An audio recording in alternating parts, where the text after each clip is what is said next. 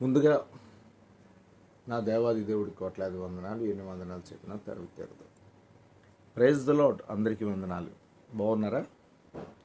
మీ అందరితో ఒక ముఖ్యమైన సాక్ష్యం పంచుకోవాలని ఆశ కలిగి ఉన్నాను. శైలేష్ పాల్ గారు సాక్ష్యం మీకు ఐడియా ఉండి ఉంటుంది. మీకు శైలేష్ పాల్ గారు నేనే ఒకనొకప్పుడు నాడు విశాఖపట్నంలో మల్లిబాబుగా,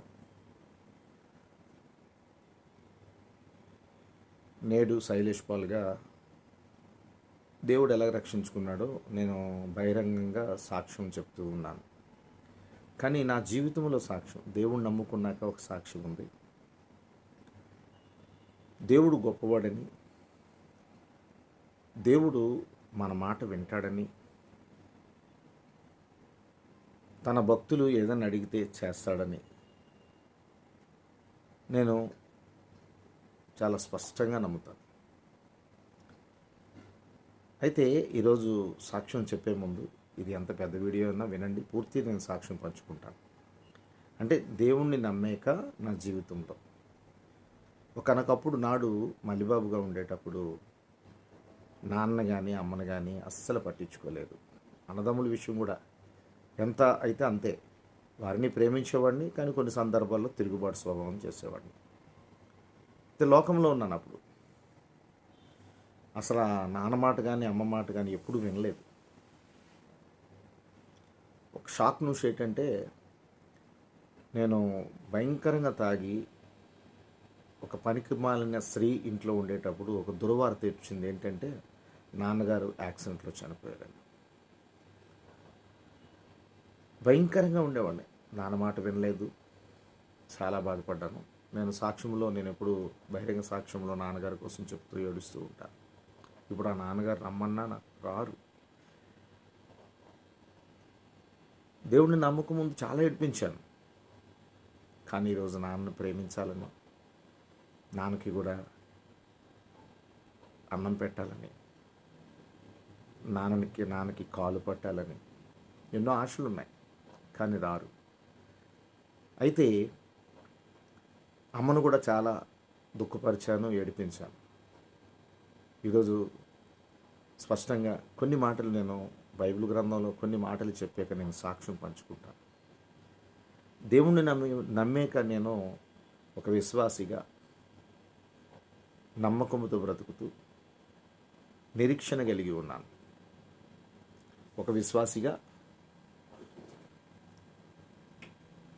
నమ్మకముతో నిరీక్షణ కలిగి బ్రతుకుతూ ఉన్నాను. ఏంటి నిరీక్షణ అంటే, దేవుణ్ణి నమ్మాక నేను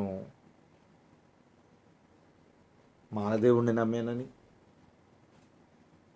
ఇంగ్లీష్ దేవుణ్ణి నమ్మానని నాన్న వాళ్ళందరూ కూడా నాకు దూరం అయ్యారు. స్వయంగా మా అక్కగారే చెప్పారు, నువ్వు ఆ మతంలోకి వెళ్ళిపోయావు కనుక నేను దూరం చేశానని. మా సొంత అక్క, ఒక్కరితే అక్క మా కుటుంబంలో, ఆమె చెప్పింది. నాకు అర్థమైంది. అయితే దేవుడు ఎవరు ప్రేమించినా ప్రేమించకపోయినా మనల్ని మాత్రము, నేను ఇవ్వలే నీ పొరుగువారిని ప్రేమించు అనే మాట మార్కు సువార్తలో ఉంది కదా, 12:31 ప్రకారం. తర్వాత ప్రేమ కలిగి ప్రయాసపడు అనే మాట కూడా ఉంది కనుక, ఇవన్నీ మాటలు తెలుసుకొని వారు నన్ను దూరపరిచినా నేను వారికి దగ్గర అవ్వాలని దేవుడి కోసం బ్రతుకుతూ దేవుడి చిత్తాన్ని నెరవేరుస్తూ వెళ్తూ ఉన్నాను. అయితే నా సాక్ష్యం అయితే పంచుకుంటున్నాను. దేవుణ్ణి నమ్ముకున్నాక నా జీవితంలో నేను ఎవరిని నమ్మానో వారి వల్ల ఇబ్బందులు వచ్చాయి. కుటుంబ సభ్యులందరూ నన్ను దూరం చేశారు. ఒక పక్క పోలీసుల వల్ల ఇబ్బంది, ఒక పక్క రౌడీల వల్ల ఇబ్బంది. ఇలాంటి సమయంలో నేను దూరంగా వెళ్ళిపోవాలని దేవుడికి ప్రార్థించడం మొదలుపెట్టా.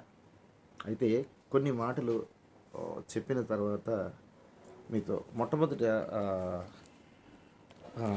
విషయంలో 132వ కీర్తనలో ఖచ్చితంగా మీరు 12వ వచనం చదివితే, మాట తప్పని దేవుడుగా ఉన్నాడు. మాట తప్పని దేవుడిగా ఉన్నాడు. ఇది మాత్రం వాస్తవం. దేవుడు మాట తప్పుడు. ఎందుకంటే ఈరోజు నన్ను రక్షించిన దేవుడు నిన్ను కూడా నీకు మాట ఇస్తే ఆయన సదాకాలం నీతో ఉండి నీ కుడిపక్క నుండి నడిపిస్తాడు. నువ్వు అడిగింది అది నిజాయితీగా ఉంటే ఖచ్చితంగా నెరవేరుస్తాడు. 132 కీర్తన 12వ వచనంలో ఈ మాట ఉన్నది, చదువుకుందాం. ఆయన మాట తప్పనివాడు అనే మాట మనం చూడగలుగుతున్నాం. రెండో లైన్లో క్లియర్గా ఉంది.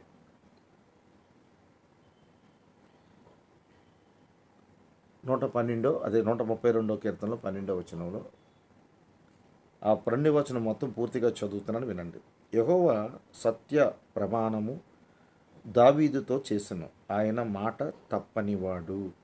దావీదుకి చెప్పాడంట, నేను మాట తప్పను, నేను రక్షించుకుంటాను అని చెప్పాడంట.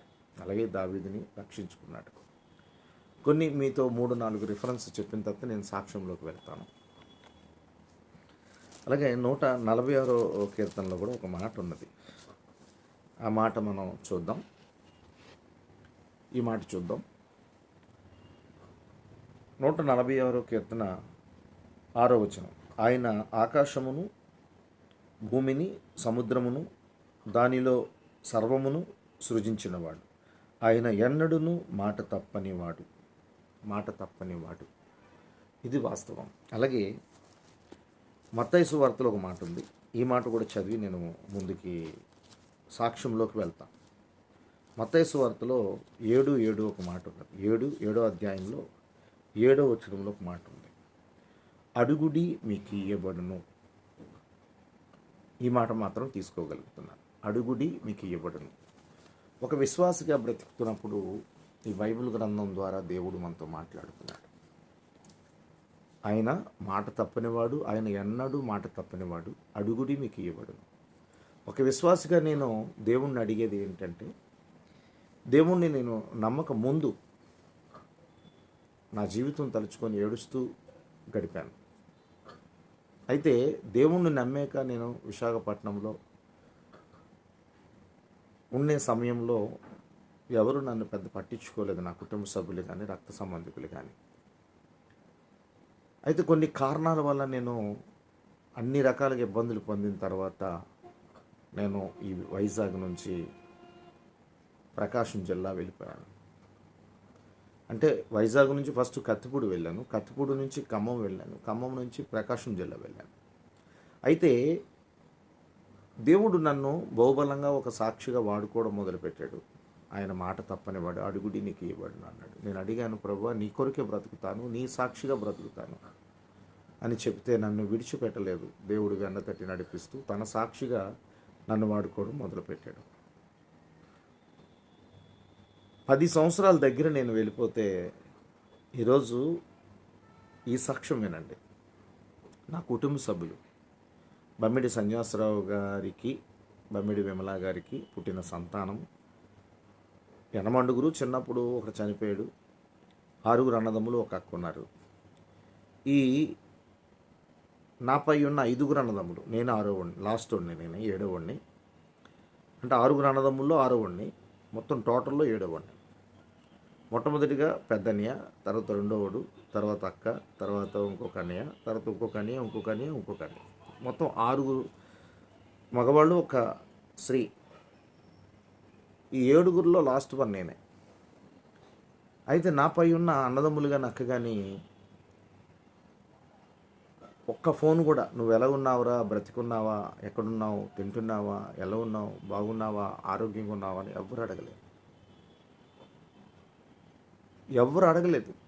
కానీ దేవుని ప్రేమతో ఉన్న నేను విశాఖపట్నం వచ్చినప్పుడల్లా వారిని కలుస్తూ వెళ్ళిపోయేవాడిని. 10 సంవత్సరాల తర్వాత వారిని కలవడం మొదలుపెట్టాను. నేను ఈ మాట మీకు ఎందుకు చెప్తున్నానంటే, దేవుడు చాలా గొప్పవాడు. అయితే నాన్నగారు చనిపోవడము, అమ్మగారు పెద్దనీ దగ్గర ఉండడం, తర్వాత కొన్ని సంవత్సరాలు పెద్దనీ దగ్గర ఉంది, తర్వాత కొన్ని సంవత్సరాలు శ్రీనని అని ఖమ్మంలో ఉన్నాడు. వాడి దగ్గర ఒక 12-13 సంవత్సరాలు వాడి దగ్గర, పెద్దనీ దగ్గర ఒక 18 సంవత్సరాలు చిల్లర ఉంది. అమ్మకి పింఛని వచ్చిన డబ్బులు ఖచ్చితంగా అందరికీ ఇస్తుంది. నేనైతే ఒక దినము ఒకసారి నేను కలిసినప్పుడు, నాకు వద్దమ్మా పర్వాలేదు నువ్వు ఉంచుకో అంటే, లేదు నాన్న చన్నాలు తీసుకోలేదు, లేదు నాన్న నాన్నగారు కష్టార్జితం అందరూ తింటున్నారు, నువ్వేం పాపం చేసావురా తిను అని చెప్పి అమ్మ నాకు 300 దగ్గర నుంచి 15,000 రూపాయల వరకు, అంటే 300 ప్రతి నెల ఇచ్చేది. నాకు తెలిసిన మటుకు ఒక 4, 5, 3 సంవత్సరాల వరకు కూడా అమ్మ అందరికీ కూడా 6 నెలలకు ఒకసారి 15,000, 10,000 అందరికీ ఇస్తుంది. అందరితో పాటు నాకు ఇచ్చేది. దేవుడు కృప అనుకున్నా. అయితే వైజాగ్ అనుకోకుండా నేను వచ్చేసాను. కొన్ని కారణాల వల్ల ఆ సాక్ష్యం తర్వాత నేను పంచుకుంటాను. నా అడ్రస్ అన్నీ కూడా ఖమ్మం, అంటే తెలంగాణ అడ్రస్ మార్చుకున్నాను. అక్కడ నాకు కేసు నిమిత్తము అక్కడ పర్మిషన్ తీసుకొని వైజాగ్ వచ్చాను. వైజాగ్ వచ్చినప్పుడు నేను విశాఖపట్నంలో ఒక ప్రాంతంలో ఉండేటప్పుడు, మా అన్నదమ్ముల్లో మొత్తం అన్నదమ్ములు 6 కదా, లాస్ట్ వాడు నేను. మొత్తం 7 అక్కతో సహా, నేను లాస్ట్ వాడిని, 7వ వాడు లెక్క అవుద్ది. అన్నదమ్ముల ప్రకారం 6వ వాడిని. నాపై ఒక అన్నయ్య కాకుండా ఇంకొక అన్నయ్య ఉన్నాడు ఆడి మీద. అంటే ఎన్నో ఓడు అంటే పెద్ద అన్నయ్య, 2వ అన్నయ్య, 3వ అన్నయ్య, ఆడు 4వ అన్నయ్య లెక్క వస్తాడు. వాడు ఒక దినము ఏదో కష్టం ఉంది ఇంట్లో వాడికి, నా దగ్గరికి వచ్చాడు. 2-3 సార్లు వచ్చాడు. వాడికి ఏదో నాకు కలిగింది ఇచ్చాను. వాడిని బలపరిచాను. అన్నయ్య దేవుడి కోసం వాడు దేవుడిని నమ్ముకుంటున్నాడు, చాలా చక్కగా ఉండండి. పేరైతే నేను చెప్పనండి, ఒకళ్ళ వీడియో వాడు చూస్తే తెలుసుకోవాలి. ఒకరోజు నేను ఇంట్లో ఉండేటప్పుడు కొండ మీద, విశాఖపట్నంలో ఏమైనా కాలేజ్ మరి కోడిపందాల వీధి అని పైన ఉంది, కొండ మీద ఉండేవాడిని. అక్కడ వచ్చి కొన్ని సందర్భాల్లో అమ్మ కోసం ట్రాఫిక్ వచ్చింది. అప్పుడు వాడు చెప్పాడు నాకు, రే ఏంటి అమ్మ నిన్ను ప్రేమిస్తుంది అనుకుంటున్నావా? ఉత్తినే, అంత కపట ప్రేమ, నువ్వంటే అస్సలకి ఇష్టం లేదు నాకు తెలుసు అన్నాడు. చూడండి, సాతానుగాడు ఏదో రూపంలో, ఎవరో ఒక రూపంలో వచ్చి కొన్ని బంధాలని విడదీయాలని చూస్తాడు. నేనైతే దేవుళ్ళో ఉన్నాను. ఎవరు నన్ను ప్రేమించినా ప్రేమించకపోయినా వారిని ప్రేమిస్తూ ముందుకు వెళ్తాను. ఈరోజు కూడా వాడు చెప్పడం జరిగింది. నిజంగా అమ్మకి నా మీద ప్రేమ లేకపోతే, నేను మర్డర్ కేసులో జైలుకి వెళ్ళేటప్పుడు జైలుకి వచ్చింది అమ్మ నన్ను చూడడానికి. 4 నెలలు 3 నెలలు నేను కనబడకపోతే అన్నయ్యలతో బలవంతం పెట్టి ఏమైందంటే, అప్పుడు నేను చెప్పమన్నాను అమ్మకి. అసలు యాక్చువల్గా జైల్లో ఉన్నట్టు అమ్మకి చెప్పొద్దన్నాను. అమ్మకి తెలియపరచని, అడుగుతుందిరా, ఇబ్బంది పెడుతుందిరా, నిన్ను అడుగుతుందిరా అంటే, నిజంగా అమ్మకి ప్రేమ లేకపోతే నన్ను దిక్కుమాలుడు అనుభవించిన అంటది. కానీ అమ్మ నన్ను వెతుక్కుంటూ వచ్చింది. వాడు చెప్పిన తర్వాత అది గుర్తుకొచ్చింది నాకు. ఈడేదో అమ్మకి నాకు దూరం పెడుతున్నాడు అనుకున్నాను. సరే, కొన్ని ఉన్నాయి కానీ నేను చెప్పదలుచుకోలేదు. ఎవరు ఒకరు పర్సనల్ నాకు అనవసరం. వాడు 4వ వాడు నాకు చెప్పడం జరిగింది. అయితే ఏదైతే ఏమని కానీ నేను కొందరింట్లకి వెళ్ళలేదు. అప్పుడు అమ్మ మాత్రం అందరి దగ్గరికి వెళ్తుంది. ఒకరోజు ఎవరన్నా అన్నయ్యల ఇంటికి వెళ్ళినా, ఎవరింట్లోకి వెళ్ళేవాడిని కాదు. రోడ్డు మీద పలకరిస్తే అలాగనివారు. కొంతమంది నన్ను ముఖం చూసి, కొంతమంది అన్నదమ్ములు పక్క నుంచి వెళ్ళిపోయేవారు. ఎప్పుడైనా వైజాగ్ వచ్చినాడు, అమ్మ పలానా అన్నయ్య ఇంట్లో ఉంటుంది అనేటప్పటికి అమ్మకు ఫోన్ చేస్తే అమ్మ బయటకు వచ్చేది గేట్ పైకి. ఆ గేట్ దగ్గరికి వెళ్ళి పక్కకి తీసుకువెళ్ళి రోడ్డు మీదే మాట్లాడి అమ్మను ముద్దులాడేసుకొని అమ్మ ఇది ఇచ్చింది తీసుకెళ్ళిపోయేవాడిని. అమ్మ నీకేమైనా కావాలంటే నాకు వద్దురా అనేది. అలాగా నేను చాన్నాళ్ళు అలా జరిగిన తర్వాత ఇప్పుడే ప్రాముఖ్యమైన సాక్ష్యంలోకి వస్తున్నాను. ఏ అన్నదమ్ముడు కూడా అన్ని సంవత్సరాలు నేను దూరంగా 10 సంవత్సరాల పైన వెళ్ళిపోతే ఏ ఒక్కడు కూడా నాకు ఫోన్ చేయలేదు కదా. మరి వారిలో నిజమైన ప్రేమ ఉంటే, అమ్మా చిన్నోడు ఉన్నాడు కదా వాడిని కూడా బాగా చూసుకో అని చెప్పారో లేదో అది నాకైతే తెలియదు. అది మీకు అర్థమై ఉంటుంది, దేవుడికి తెలుసు. అయితే నాకు 2000లో మ్యారేజ్ అయింది. చిన్నప్పుడు ఏ అమ్మాయిని అయితే ప్రేమించానో అమ్మాయిని చేసుకున్నాక కొండ మీద ఇల్లు, చిన్న ఇల్లు. తర్వాత ఆ, అమ్మ అమ్మని అడిగాను, అమ్మ అందరింటికి వచ్చి బయటనే మాట్లాడుతున్నాను, నాకు మ్యారేజ్ అయింది, నా దగ్గరికి రమ్మంటే కొన్ని కొన్ని ఒక 4-5 సంవత్సరాలు కొండ మీదకి రాక దూరంగా ఉంది. తర్వాత నేను అమ్మకి అనుకూలమైన ఒక ఇల్లు తీసుకున్నాను, కింద హౌస్ తీసుకొని ఉండేటప్పుడు అమ్మని అడిగాను, నా దగ్గరికి రా అమ్మ అంటే వచ్చింది. మా అమ్మని చూపిస్తాను చూడండి. మా అమ్మగారు ఆల్రెడీ బెడ్ మీద ఉన్నారు. రోజు నేను వీడియోలు పెడుతున్నాను. నా కంఠంలో ప్రాణం ఉన్నంత వరకు, అమ్మ కంఠంలో ప్రాణం ఉన్నంత వరకు అమ్మనైతే విడిచిపెట్టను. ఇప్పుడే సాక్ష్యం వినండి బాగా. దేవునికి స్తోత్రం. వచ్చింది అమ్మ. వచ్చిన తర్వాత అలా అలా అలా నా దగ్గర 20 రోజులు ఉండిపోయింది. అమ్మ రోజు ఎప్పుడు వచ్చి నా దగ్గర 20 రోజులు ఉండిపోయింది. నేను నా దగ్గర నుండి ఏ అన్ని ఇంటికి వెళ్తాడో అన్ని ఇంటికి దేపెట్టివ్వండి, రోడ్డు మీద అదే ఇంటికి తలుపు తీసి పంపించేసుకోండి, వాళ్ళ ఇంట్లోకి వెళ్ళేవాడిని కాదు. మరలా అమ్మ నాకు ఫోన్ చేస్తే, అరే నేను అక్కడి నుంచి 2 అన్ని ఇంటికి వెళ్తున్నాను రా అంటే, నేను మళ్ళీ ఆ ఇంటికి వెళ్ళి 4 అని, అదే 5 అన్ని ఇంటికి వెళ్ళి 3 అన్ని ఇంటికి వెళ్ళి అక్కడ నుంచి 2 అన్ని ఇంటికి తీసుకెళ్ళేవాడిని. అక్కడ నుంచి అలాగా కొంతమంది అన్నయ్య ఇంటికి రోడ్డు మీదే వాళ్ళ గేట్ వరకు దేపెట్టేసి వచ్చేసేవాడిని. అమ్మ అంటే నాకు ఇష్టం. అమ్మ ఫోన్ చేస్తే వెళ్ళేవాడిని. కానీ వారు మాత్రము వాళ్ళ ఇంటికి వెళ్తే మళ్ళీ వేరే అన్ని ఇంటికి తీసుకెళ్ళాలని వాళ్ళకి కూడా కొంతమందికి పడదు, అన్నదమ్ములకి. సరే ఇవన్నీ పక్కన పెట్టండి. అమ్మ నా దగ్గర 25 రోజులు ఉండిపోయేది కదా. అయితే అందరూ అనేవారంటే కొంతమంది, మా అమ్మ చెప్పేది, నువ్వు వాడితో 20 రోజులు ఉంటున్నావు, మా దగ్గర 3 రోజులు ఉంటున్నావు. 20 రోజులు ఉన్నాక అందరి దగ్గరికి 3-4 రోజులు ఉండి మరలా నా దగ్గరికి వచ్చి 15 రోజులు 10 రోజులు ఉండి ఇక్కడ నుంచి మరలా ఖమ్మం శ్రీనన్ని అని నామే పెద్దోడను వాడి దగ్గరికి వెళ్ళిపోయాయి. ఇలా జరుగుతున్న కొలది మరి అన్నదమ్ములు మరి అందరూ పెద్దనియా, రెండనియా, అమ్మాజీ, గోవిందనియా, రామనియా, శ్రీనని వీళ్ళందరూ కలుసుకుంటున్నారు. నన్ను ఒక్కడే దూరపరిచారు అందరూ. ఒక సందర్భంలో ఒక ఫంక్షన్లో మరి అమ్మకి ఏమనిపించిందో తెలీదు, మరి బాధపడిన మాటలు ఏమన్నా వినిపించాయేమో. వారితో అడిగిందంట, చిన్నోడిని ఎందుకురా మీరు దూరం చేస్తున్నారు, వారు వేరే వాడికి పుట్టాడా అని అమ్మ నిలదీసిందంట.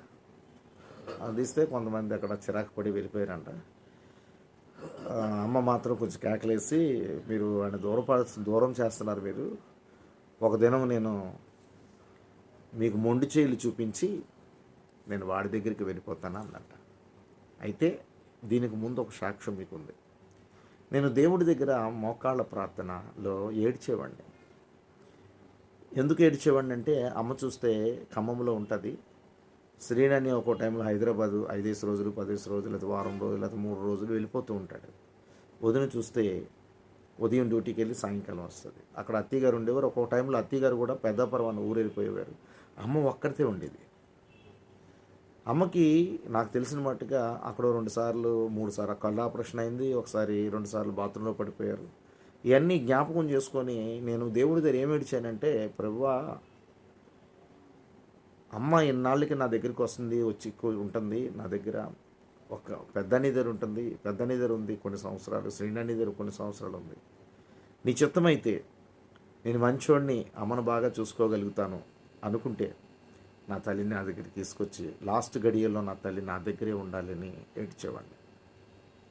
ఎందుకు ఏడ్చేవాడిని అంటే, అలా అన్నయ్య లేనప్పుడు వదిన లేనప్పుడు ఏ బాత్రూంలో జారి పడిపోతే అలాగే ఉండిపోద్ది, ఎవరు చూడరు, భయంకరమైనగా ఇదైపోద్దని ఏడ్చేవాడిని.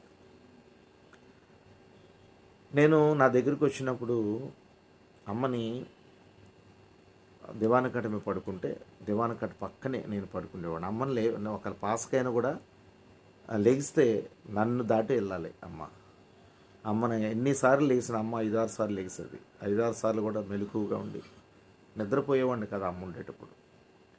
లేపి బాత్రూమ్కి తీసుకెళ్ళి బాత్రూంలోకి వెళ్ళిపోయేవాడిని. కొంచెం పెట్టి పాస్ పోసుకున్న తర్వాత కాళ్ళు చేతులు కడిగేసి మళ్ళీ వెంటనే తీసుకొచ్చి పడుకోబెట్టేవాడిని. అమ్మని అలా నేను ప్రేమగా చిన్నప్పుడు ఏడిపించాను. ఇంకా ఈ బ్రతుకు తల్లిదండ్రులు ప్రేమించమని నిర్గమకాండంలో 20వ అధ్యాయంలో 12వ వచనంలో మాట ప్రకారం నేను అమ్మను ప్రేమించాలి. ఒకానొకప్పుడు పాపిగా నేను అమ్మని ప్రేమించలేకపోయాను. ఇకపై నేను అమ్మని ప్రేమించాలని నేను దేవుణ్ణి నమ్మాక అమ్మవి నాయి ఫోటోలు చాలా ఉంటాయి. యూట్యూబ్లో కానీ యూట్యూబ్లో ఎక్కువగా వీడియోస్ ఉంటాయి అమ్మవి నాయి. ఫేస్బుక్లో అయితే చాలా ఫోటోలు, వందల ఫోటోలు ఉంటాయి అమ్మవి నాయి. అమ్మ అంటే నాకు ఇష్టం. అమ్మ నాకు ముద్దు పెట్టినట్లు, నేను అమ్మకు ముద్దు పెట్టినట్టు ఫోటోలు, అమ్మను పట్టుకున్నట్లు ఎన్నో ఫోటోలు ఉంటాయి. అలా నేను దేవుడి దగ్గర ఏడ్చాను మోకాల్లో, అమ్మని నా దగ్గర తీసుకురాని. ఎప్పటి నుంచో అడుగుతున్నాను. ఒకరోజు అమ్మని అడిగాను, అమ్మా నా దగ్గర వచ్చి కొన్ని రోజులు ఉండమ్మా, నీ చిత్తమైతే ఉండిపో, నాతో నేను బాగా చూసుకుంటానమ్మా అంటే వద్దొద్దురా. అమ్మకి టీవీ అలవాటు, పాపం టీవీ చూస్తుంది. నా దగ్గర మా ఇంట్లో టీవీ ఉండదండి.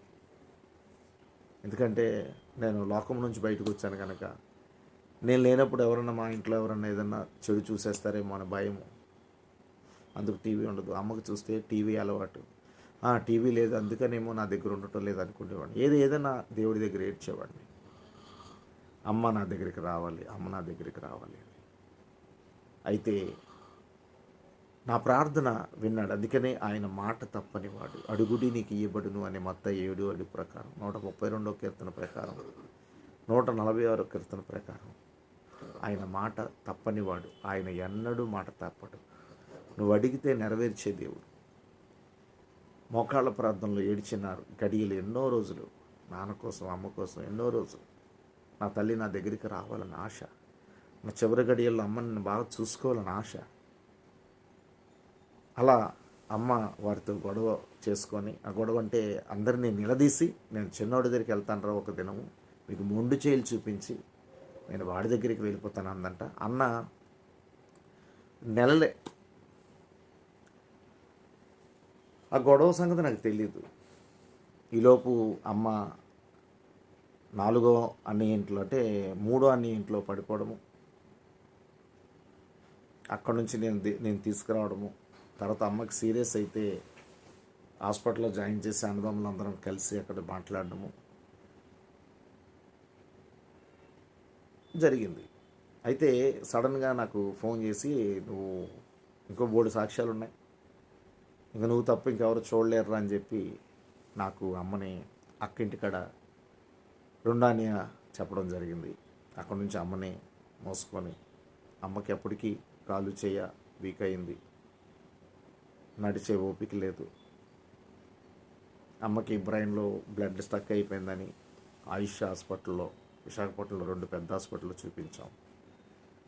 బ్రతికితే ఇంకో 5-6 సంవత్సరాలు. మెడిసిన్స్ ద్వారా ఆవిడకి ఆపరేషన్ అయితే పడదన్నారు. అంటే ఇంకా తట్టుకోలేదని చెప్పారు. ఇంకా అమ్మని నేను తీసుకొచ్చేసాను. అంటే ఎందుకు ఎంత సాక్ష్యం చెప్తున్నానంటే, మా వాళ్ళందరూ నా దగ్గరికి రాకుండా చేయాలనుకున్నారు.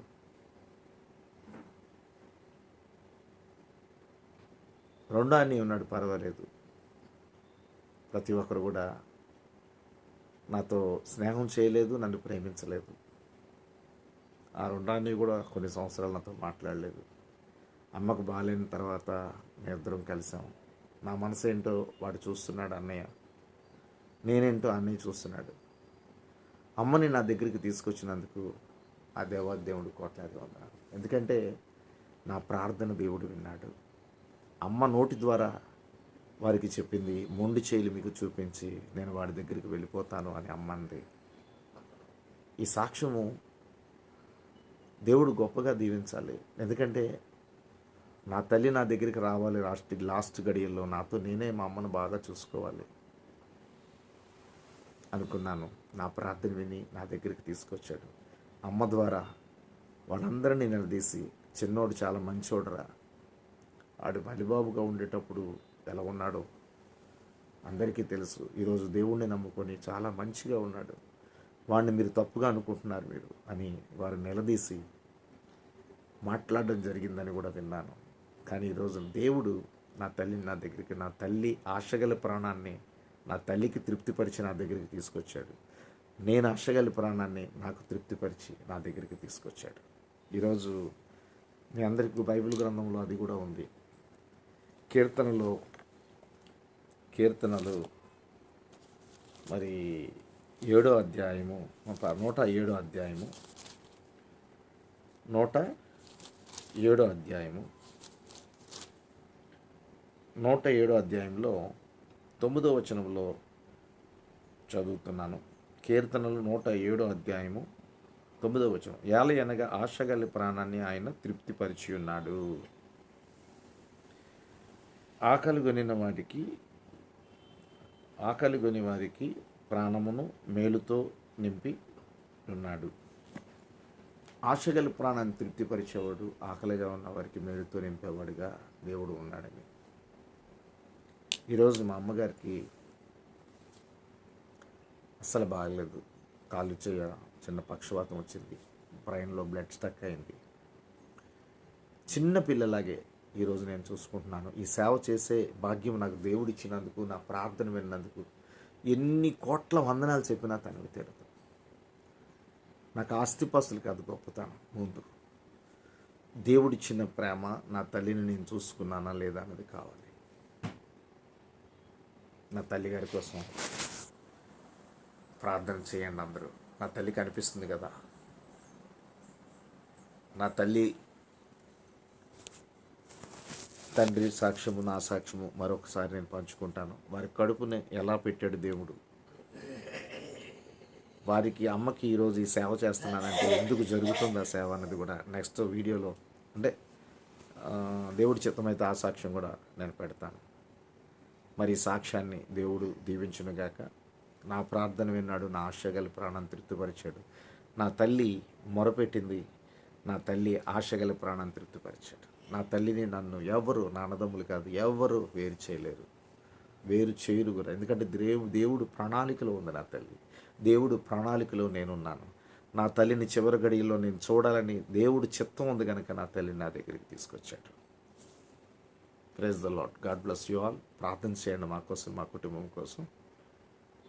మా అన్నదమ్ములు అందరూ కూడా దేవుణ్ణి తెలుసుకోవాలి యథార్థంగా. ప్రతి ఒక్కరు కూడా దేవుణ్ణి తెలుసుకొని దేవుడి కొరకు, దేవుడి చిత్తాన్ని నెరవేర్చే బిడ్డలుగా వారు కూడా బ్రతకాలని ప్రార్థన చేయండి.